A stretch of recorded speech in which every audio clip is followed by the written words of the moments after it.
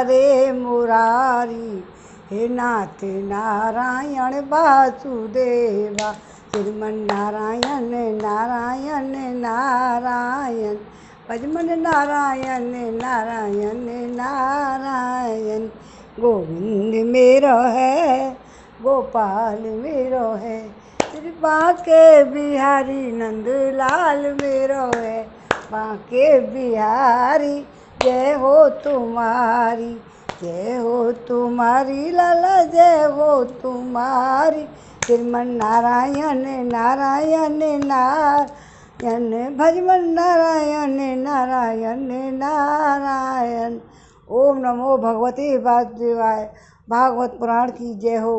आज 11वें स्कंद का 24वां अध्याय पढ़ेंगे। इसमें है सांख्य योग। अभी भगवान उद्धव जी को सांख्य योग बता रहे हैं, सुनो। भगवान श्री कृष्ण कहते हैं, हे प्यारे उद्धव, अब मैं तुम्हें सांख्य शास्त्र का निर्णय सुनाता हूँ। प्राचीन काल के बड़े बड़े ऋषि मुनियों ने इसका निश्चय किया है। जब जीव इसे भली भांति समझ लेता है तो वह वेद बुद्धि मूलक सुख दुख रूप दुखादि रूप भ्रम का तत्काल त्याग कर देता है।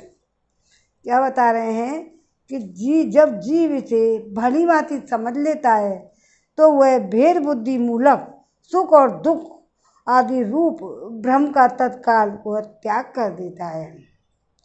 युगों से पूर्व प्रलय काल में, आदि सत्य युग में, और जब कभी मनुष्य विवेक निपुण होते हैं, इन सभी अवस्थाओं में हुए संपूर्ण दृश्य और दृष्टा, जगत और जीव विकल्प शून्य, किसी प्रकार के भेदभाव से रहित केवल ब्रह्मी होते हैं। दोबारा बताना पड़ेगा। तो इन सभी अवस्थाओं में यह संपूर्ण दृश्य है और दृश्य और दृष्टा, जगत और जीव विकल्प शून्य, किसी प्रकार के भेदभाव से रहित केवल ब्रह्मी होते हैं। इसमें कोई संदेह नहीं है कि ब्रह्म में किसी प्रकार का विकल्प नहीं है। वह केवल अद्वितीय सत्य है। मन और वाणी की उसमें गति नहीं है। वो ब्रह्म ही माया है। उसमें प्रतिबिंबित जीव के रूप में, दृश्य और दृष्टा के रूप में दो भागों में विभक्त सा हो गया है। उनमें से एक वस्तु को प्रकृति कहते हैं। उसी से जगत में कार्य और कारण का रूप धारण किया है। इस वस्तु को जो ज्ञान स्वरूप है पुरुष कहते हैं। दूसरी क्या है? जिन्होंने जगत में कार्य और कारण का रूप धारण किया है, दूसरी वस्तु जो ज्ञान स्वरूप है पुरुष कहते हैं। उद्धव जी, मैंने ही जीवों के शुभ अशुभ कर्मों के अनुसार प्रकृति को क्षुब्ध किया है। तब उससे सत्व, रज और तम ये 3 गुण प्रकट हुए हैं। उनसे क्रिया शक्ति प्रधान है।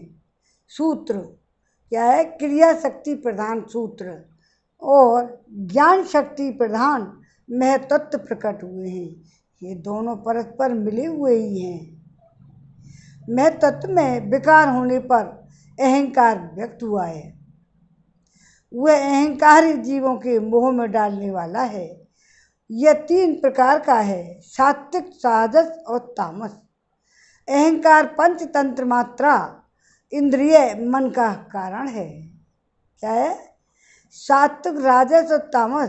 अहंकार पंचतंत्र मात्रा इंद्रिय मन का कारण है। इसलिए वह जड़ चेतन उभयात्मक तामस अहंकार से पंचतंत्र मात्राएं और उनसे 5 भूतों की उत्पत्ति हुई, तथा राजस अहंकार से इंद्रियां और सात्विक अहंकार से इंद्रियों की अधिष्ठाता 11 देवता प्रकट हुए। ये सभी पदार्थ मेरी प्रेरणा से एकत्र होकर परस्पर मिल गए और इन्होंने अब वह ब्रह्मांड रूप अंड उत्पन्न किया। ये अंड मेरा उत्तम निवास स्थान है। जब वह अंड जल में स्थित हो गया तब मैं नारायण रूप में इसमें विराजमान हो गया। जब अंड जल में स्थित हो गया तब मैं नारायण रूप से इसमें विराजमान हो गया और मेरी नाभि से विश्व कमल की उत्पत्ति हुई। पहले भी शुरुआत में बता चुके हैं सांख्य योग के बारे में। नारायण रूप में विराजमान हो गया, मेरी नाभि से विश्व कमल की उत्पत्ति हुई। उसी पर ब्रह्मा का आविर्भाव हुआ। विश्व समष्टि के अंतःकरण ब्रह्मा ने पहले बहुत बड़ी तपस्या की। उसके बाद मेरा कृपा प्रसाद प्राप्त करके रजोगुण के द्वारा भूभुवः स्वः अर्थात पृथ्वी, अंतरिक्ष और स्वर्ग, इन तीनों लोकों की और इनके लोकपालों की उन्होंने रचना की।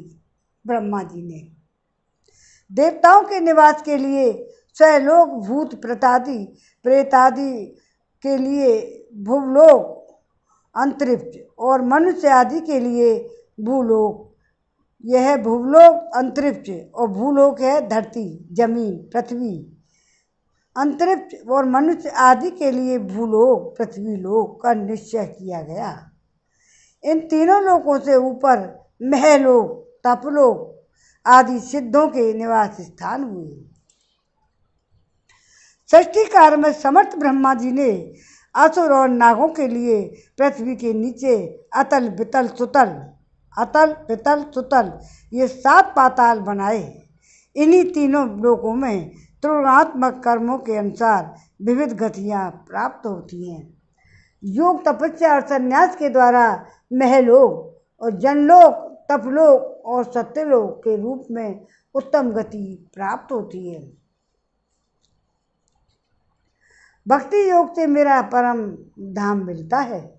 यह सारा जगत कर्म और उनके संस्कारों से युक्त। भक्ति करोगे तो भगवान का धाम मिलता है और मोक्ष मिलता है। भक्ति से ही सब कुछ मिलता है। यह सारा जगत कर्म और उनके संस्कारों से युक्त है। मैं ही काल रूप में कर्मों के अनुसार उनके फल का विधान करता हूँ। इस गुण प्रवाह में पढ़कर जीव कभी डूब जाता है तो कभी ऊपर आ जाता है। कभी उसकी अधोगति होती है तो कभी पुण्यवश उच्च गति प्राप्त हो जाती है। जगत में छोटे बड़े, मोटे पतले जितने भी पदार्थ बनते हैं वह सब प्रकृति और पुरुष दोनों के संयोग से ही सिद्ध होते हैं।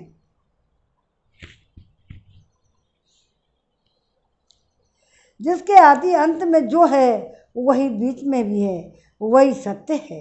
विकार तो केवल व्यवहार के लिए ही की हुई कल्पना मात्र है। जैसे कंगन, कुंडल आदि सोने के विकार, घड़े, सकोरे और मिट्टी के विकार पहले सोना या मिट्टी ही थे, बाद में ये सोना या मिट्टी ही रहेंगे। अतः बीच में भी वे सोना या मिट्टी ही हैं।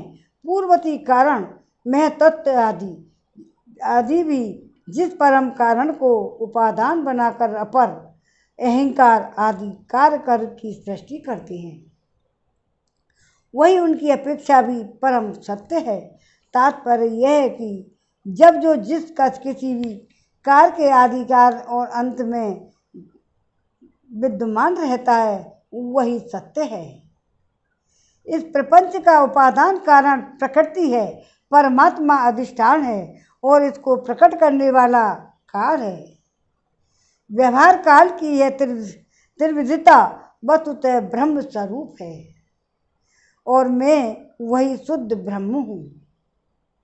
जब तक परमात्मा की इच्छा शक्ति अपना काम करती रहती है तब तक उनकी पालन प्रवृत्ति बनी रहती है। जब तक जीवों के कर्म भोग के लिए कारण कार्य रूप से अथवा पिता पुत्र आदि के रूप में यह सृष्टि का चक्र निरंतर चलता रहता है और यह विराट ही विविध लोकों की सृष्टि, स्थित और संहार की लीला भूमि है। जब मैं काल रूप से इसमें व्याप्त रहता हूँ, प्रलय का संकल्प करता हूँ और तब यह भुवनों के साथ विनाश रूप विभाग के योग हो जाता हूँ। जब योग हो जाता है, इनके लीन होने की प्रक्रिया यह है कि प्राणियों के शरीर में अंत में अन्य बीज के बीज और भूमि और भूमि गंध तंत्रात्मक लीन हो जाती है।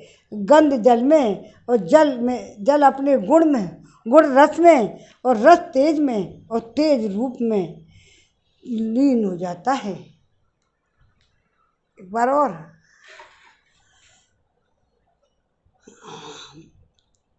प्राणियों के शरीर अन्न में और अन्न बीज में और बीज भूमि में और भूमि गंध तंत्र मात्रा में लीन हो जाती है। गंध जल में और जल अपने गुण रस में, रस तेज में और तेज रूप में लीन हो जाता है। रूप वायु में, वायु स्पर्श में और स्पर्श आकाश में तथा आकाश शब्दतः सब तंत्रात्म मात्राएं लीन हो जाता है। इंद्रियां अपने कारण देवताओं में और अंततः राजस अहंकार में समा जाती है। ये सौम्य राजस अहंकार अपने नियंता सात्विक अहंकार रूप मन में, शब्द मात्रा पंचभूतों के कारण तामस अहंकार में और सारे जगत को मोहित करने में समर्थ त्रिविध अहंकार में तत्व में लीन हो जाता है। ज्ञान शक्ति और क्रिया शक्ति प्रधान में तत्व अपने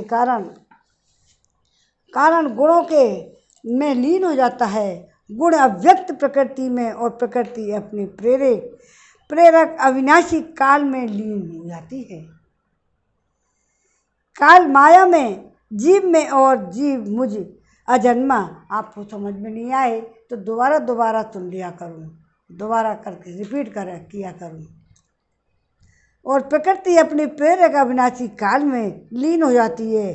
काल माया में, जीवों में और जीव मुझ में अजन्मा आत्मा में लीन हो जाता है, मिल जाता है।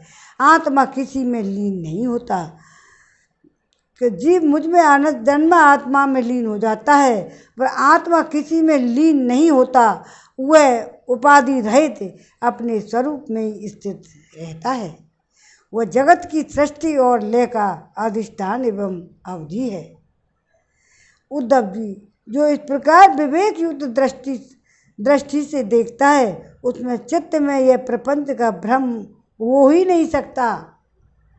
यदि कदाचित उसकी स्फूर्ति हो भी जाए तो वह अधिक काल तक हृदय में ठहर कैसे सकता है? क्या सूर्य उदय होने पर भी आकाश में अंधकार ठहर सकता है? नहीं।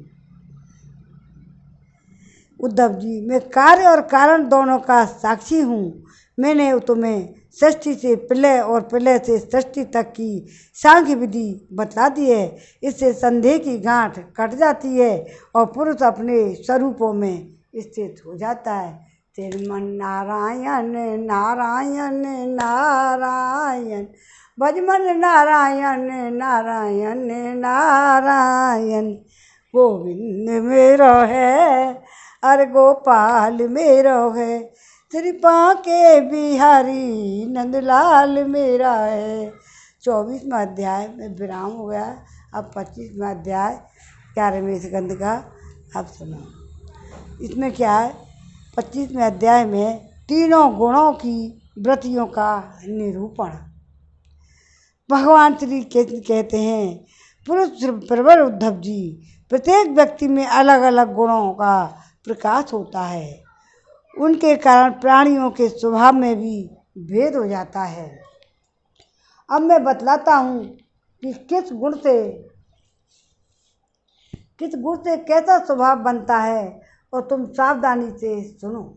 किस गुण जो उनका जैसा गुण होगा वो वैसा ही उसका स्वभाव बनेगा।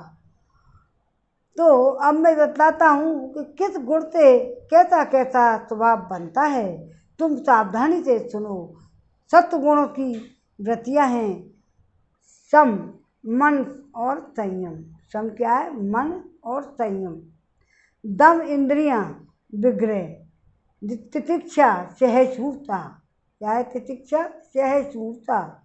विवेक, तप, तत्व, दया, स्मृति, संतोष, त्याग, विषयों के प्रति अनिच्छा, श्रद्धा, लज्जा, पाप करने में स्वाभाविक ही संकोच और आत्मरति, दान, विनय और सरलता आदि ये रजोगुण की वृत्तियाँ हैं।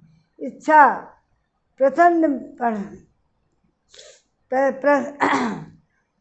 कर और घमंड और तृष्णा, असंतोष, ऐंठ और अकड़, देवताओं से धन आदि की याचना, वेद बुद्धि विषय भोग, युद्ध आदि के लिए मद जनित उत्साह, अपने यश में प्रेम, हास्य, पराक्रम, हठपूर्वक उद्योग करना आदि। तमोगुण वृत्तियां ही हैं क्रोध, असहिष्णुता, लोभ, मिथ्या भाषण, हिंसा, याचना, पाखंड, श्रम, कलह, शोक, मोह, विषाद, दीनता, निंद्रा, आशा, भय और अकर्मण्यता आदि। इस प्रकार के क्रम से सतगुण, रजोगुण और तमोगुण की अधिकांश वृत्तियों का पृथक पृथक वर्णन किया गया है। अब उनके मेल से होने वाली वृत्तियों का वर्णन सुनो। हे उद्धव जी, मैं हूँ और ये मेरा है। क्या? मैं और मेरा, ये मैं हूँ, ये मेरा है। मैं हूँ और ये मेरा है। इस प्रकार की बुद्धि में तीनों गुणों का मिश्रण होता है। जिन मन, शब्दादि, विषय, इंद्रिय और प्राणों के कारण पूर्वोक्त वृत्तियों का उदय होता है, वे सब के सब सात्विक, राजस और तामस हैं। जब मनुष्य धर्म, कर्म और काम में संलग्न रहता है, तब उसे सत्वगुण से श्रद्धा और रजोगुण से रति और तमोगुण से धन की प्राप्ति होती है। यह भी गुणों का एक मिश्रण है। जिस समय मनुष्य संकल्प, कर्म और गृहस्थाश्रम और स्वधर्माचरण में अधिक प्रीति रखता है, उस समय भी उसमें तीनों गुणों का मेल ही समझना चाहिए। मानसिक शांति और जितेंद्रियता आदि गुणों से सात्विक पुरुष गुणों की कामना आदि से संपूर्ण पुरुष की और क्रोध, हिंसा आदि से तमोगुणी पुरुष की निष्काम होकर अपने नित्य नैमित्त कर्म द्वारा मेरी आराधना करे, तब उसे सत्य गुण की जानना चाहिए।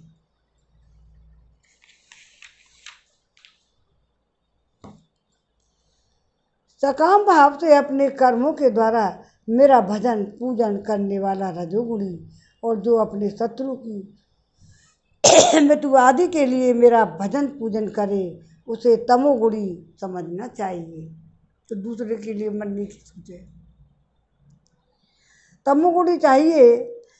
सत, रज और तम, इन तीनों गुणों का कारण जीव का चित्त है, उनसे मेरा कोई संबंध नहीं है।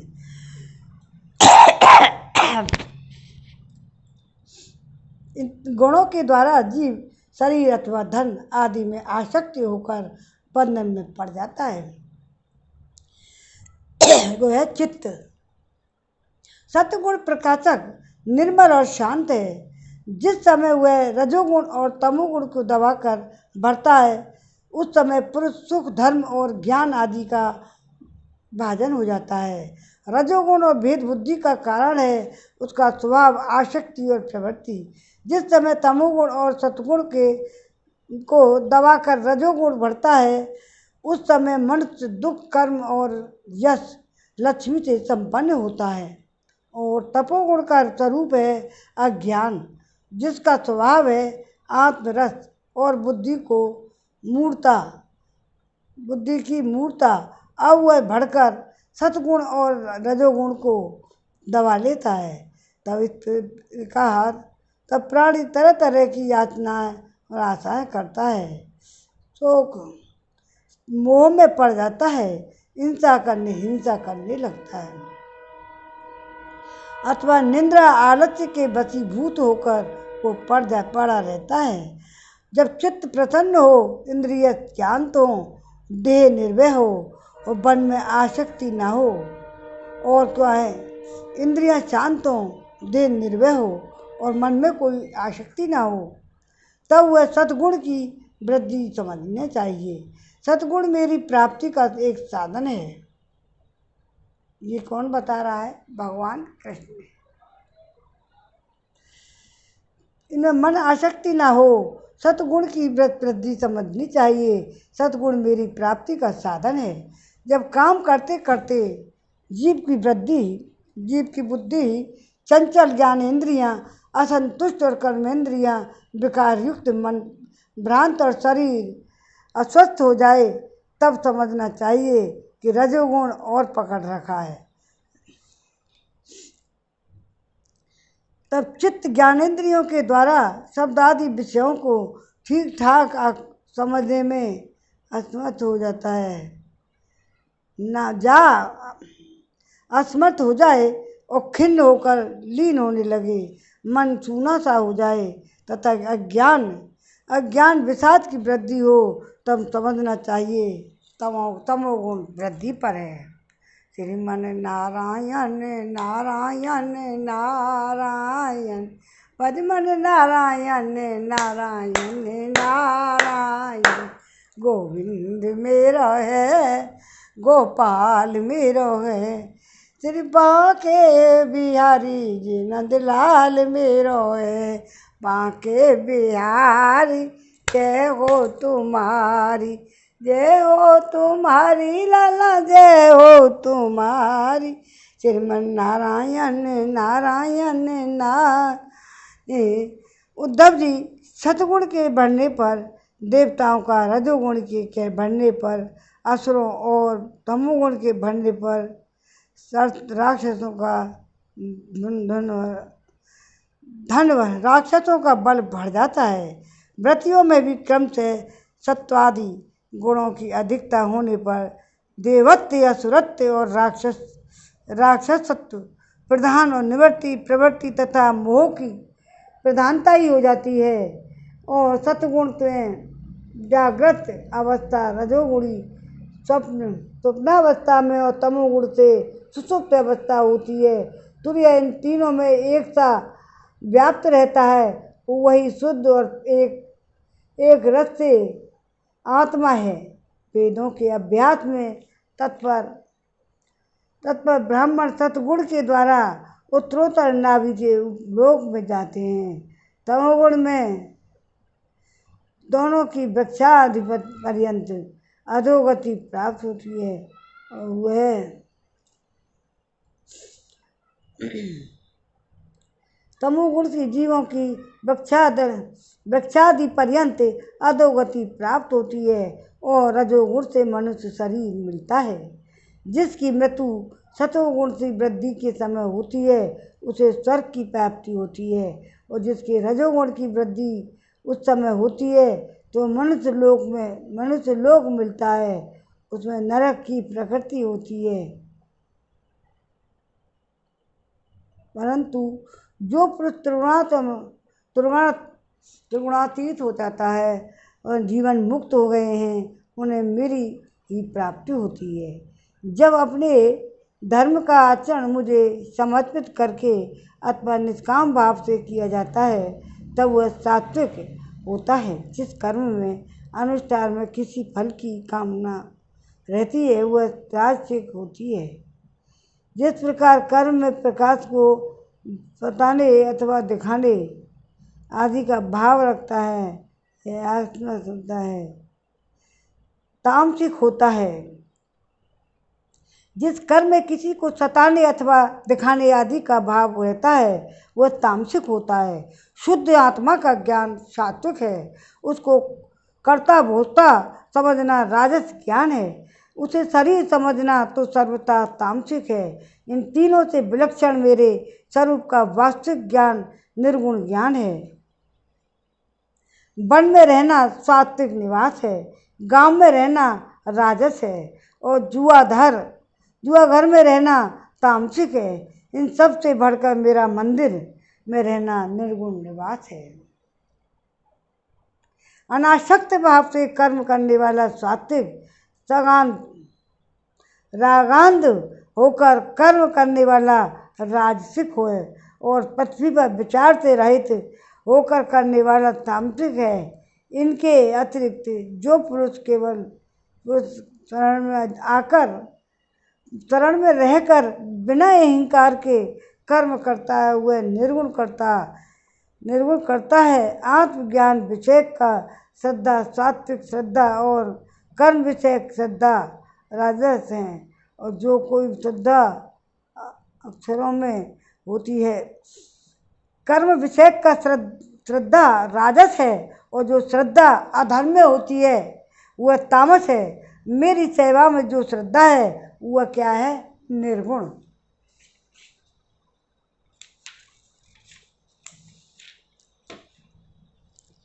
आरोग्यदायक पवित्र और अनायासी प्राप्त भोजन सात्विक है। रसेंद्रियों को रुचकर और स्वाद की दृष्टि से युक्त आहार राजस है तथा दुखदायी और अपवित्र आहार तामस है। अंतर्मुखता से आत्मचिंतन से प्राप्त होने वाला सुख वो क्या है? सात्विक है। बहिर्मुखता से विषयों से प्राप्त होने वाला राजस है तथा अज्ञान और दीनता से प्राप्त होने वाला सुख वह है तामस।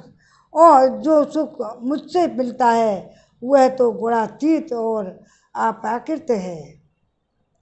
उद्धव जी, द्रव्य वस्तु देश स्थान फल काल ज्ञान कर्म और धन कर्म और कर्ता श्रद्धा अवस्था देव मनुष्य और त्रियागादि शरीर और निष्ठा सभी त्रिगुणात्मक हैं। नर रत्न पुरुष प्रकृति के आश्रित जिसने भी भाव हैं सभी गुण में हैं। वे चाहे नेत्रादि इंद्रियों के हों या अनुभव किए हुए हों। शास्त्रों के द्वारा जो लोकांतरों के संबंध बताए सुनाए गए हैं अथवा बुद्धि के द्वारा सोचे विचारे तय हैं।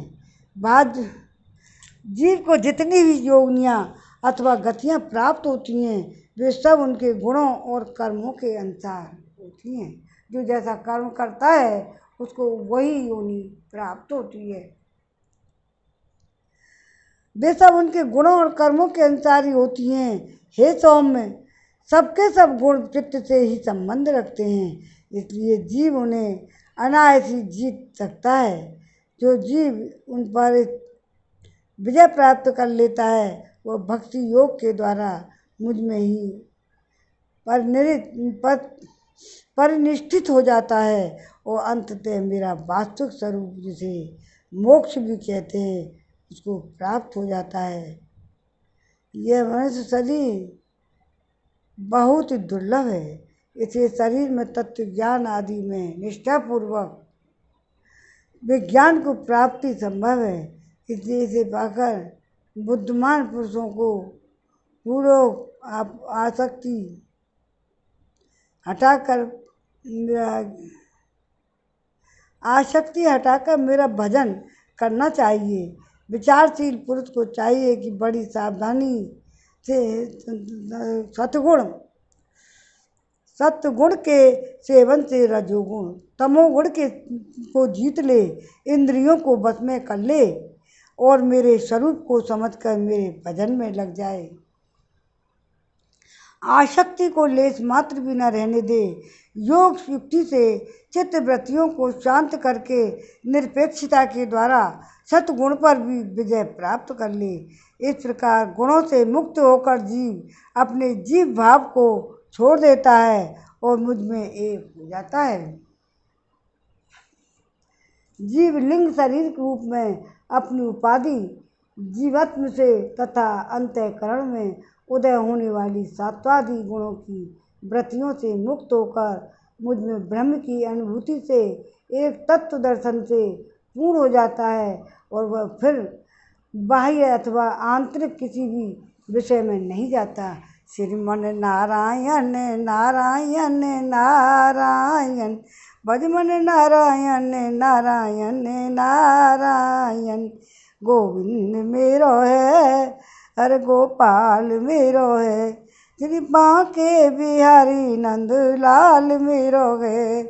बांके बिहारी जय हो तुम्हारी लाला जय हो तुम्हारी।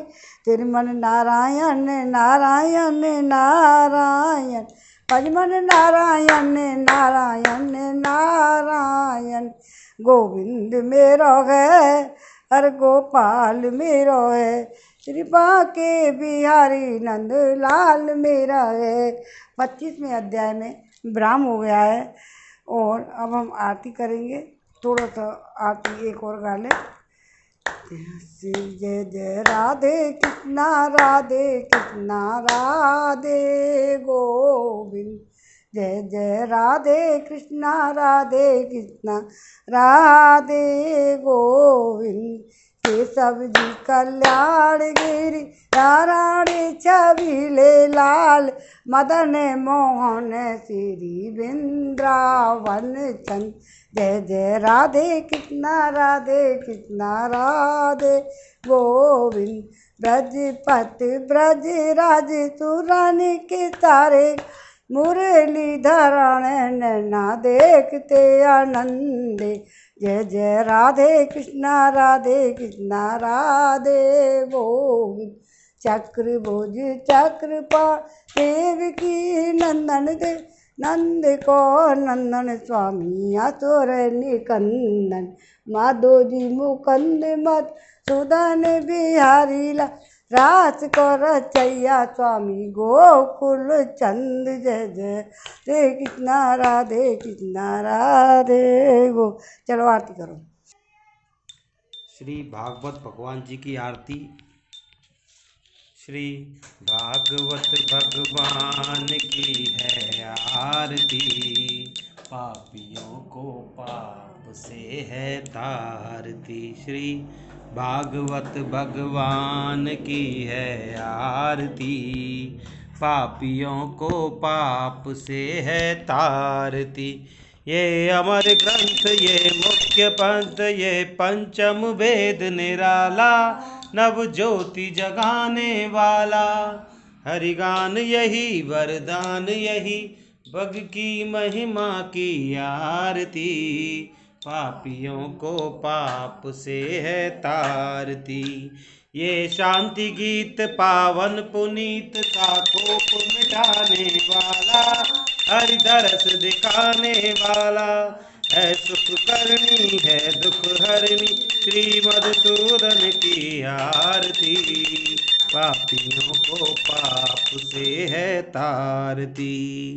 ये मधुर बोल जग फंद खोल, सन्मार्ग दिखाने वाला, बिगड़ी को बनाने वाला। श्री राम यही घनश्याम यही, सबकी महिमा की आरती, पापियों को पाप से है तारती। श्री भागवत भगवान की है आरती, पापियों को पाप से है तारती।